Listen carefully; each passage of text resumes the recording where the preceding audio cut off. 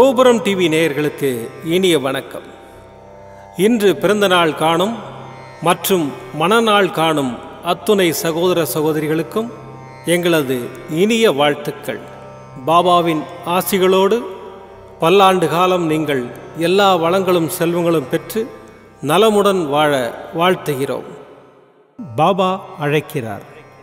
அவரின் பொன்மொழிகளை கேட்பதற்காக, நம் பிரச்சனைகளை தீர்த்து வைக்கும் அற்புதமான கூட்டு பிரார்த்தனை செய்வதற்காக, மேலும் மனம் ஒருநிலைப்படவும் மனம் அமைதி பெறவும் அற்புதமான தியானம் செய்யவும் பாபா அழைக்கிறார். பாபா நம் கரங்களை பிடித்து அழைத்துச் சென்று அற்புதம் நிகழ்த்தவிருக்கிறார். வாருங்கள், பாபாவின் பொன்மொழிகளை தரிசனம் செய்வோம். அன்பு குழந்தையே, யாராவது உன்னை துன்புறுத்தி பார்க்க ஆசைப்பட்டால் அது என்னை துன்புறுத்தி பார்ப்பதற்கு சமமாகும். நான் உன்னுடன் இருக்கையில் நீ எதற்காகவும் கடுகளவு கூட கலங்காதே. எப்போதும் உனக்காக நான் இருக்கிறேன். பொறுமையாக இரு. என்னிடம் பரிபூர்ணமாக நம்பிக்கை வை. உனக்கு வேண்டியதை செய்ய உன் தந்தையாகிய நான் காத்திருக்கிறேன். நிச்சயம் உனது வேண்டுதல்களை நிறைவேற்றித் தருவேன். உனது கர்ம பலன்களின் ஆதிக்கத்தினால் நீ எண்ணிய எண்ணங்கள் நெடுங்காலமாக நிறைவேறாமல் தள்ளிப்போய்க் கொண்டிருக்கிறது என்று புலம்பிக் கொண்டிருக்கிறாய் அல்லவா? இந்த கடுமையான சூழ்நிலை உன்னை துன்பப்படுத்துவதற்காக இல்லை, உன்னை தயார் செய்வதற்காக. பொறுத்திரு, காத்திரு. அனைத்தும் நடக்கப் போகிறது. துன்பங்கள் உன்னை விட்டு அகலப் போகிறது.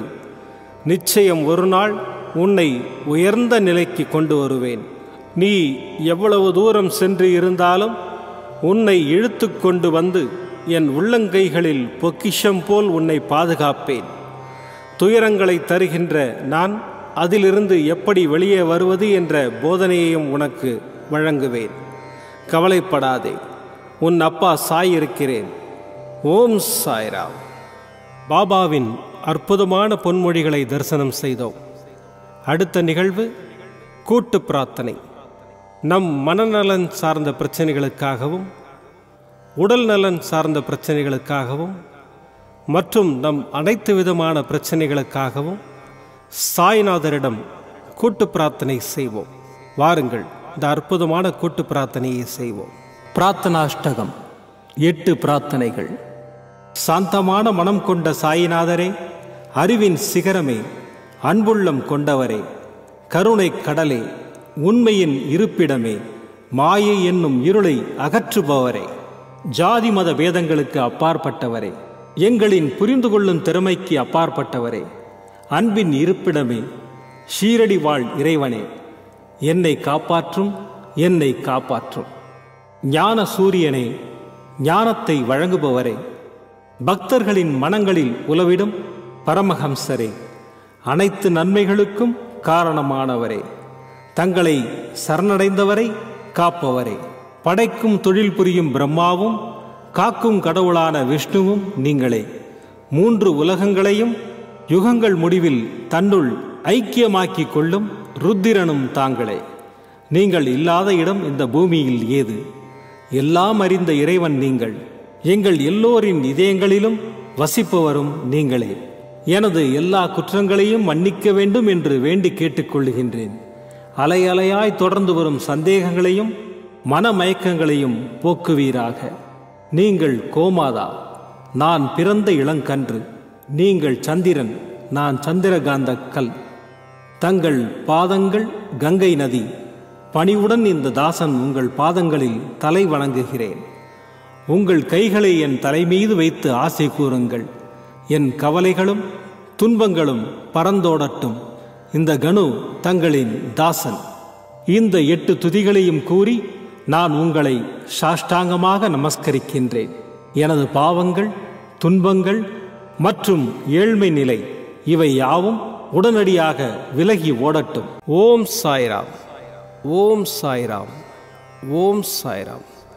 அற்புதமாக கூட்டு பிரார்த்தனை செய்தோம். பாபா நம்முடைய கோரிக்கையை ஏற்று நிச்சயமாக நமக்கு அற்புதங்களை செய்வார் என்பது சத்தியம். இனி கண்களை மூடி பாபாவை மனதில் நிறுத்தி பாபாவின் அற்புதமான சக்தி வாய்ந்த மந்திரத்தை அனுபவிப்போம். சாய் ராமாய வித்மஹே ஆத்மராமாய தீமஹி தன்னோ பாபா பிரச்சோதயாத். சாய் ராமாய வித்மஹே ஆத்மராமாய தீமஹி தன்னோ பாபா பிரச்சோதயாத். சாய் ராமாய வித்மஹே ஆத்மராமாய தீமஹி தன்னோ பாபா பிரச்சோதயாத். சாய் ராமாய வித்மஹே ஆத்மராமாய தீமஹி தன்னோ பாபா பிரச்சோதயாத். சாய் ராமாய வித்மஹே ஆத்மராமாய தீமஹி தன்னோ பாபா பிரச்சோதயாத். சாய் ராமாய வித்மஹே ஆத்மராமாய தீமஹி தன்னோ பாபா பிரச்சோதயாத். சாய் ராமாய வித்மஹே ஆத்மராமாய தீமஹி தன்னோ பாபா பிரச்சோதயாத். சாய் ராமாய வித்மஹே ஆத்மராமாய தீமஹி தன்னோ பாபா பிரச்சோதயாத். சாய் ராமாய வித்மஹே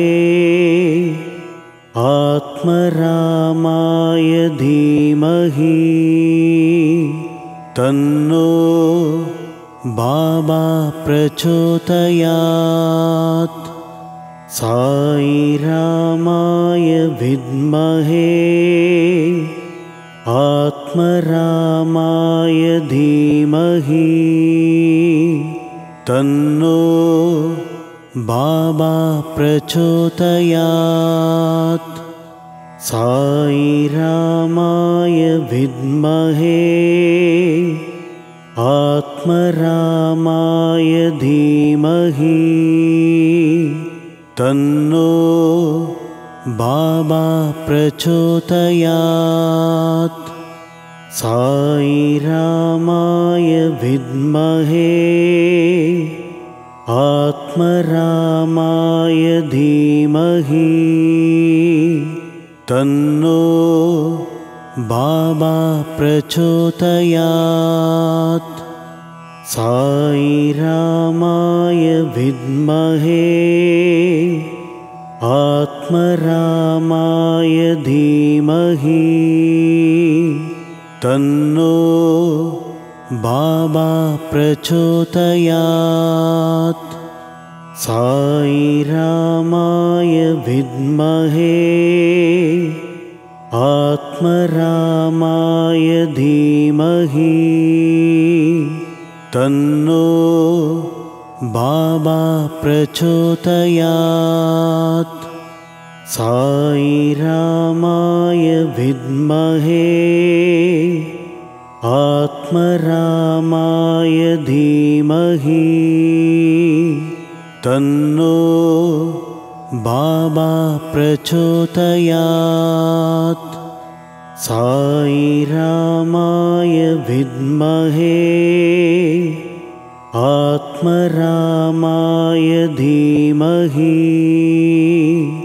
तन्नो बाबा प्रचोदयात्।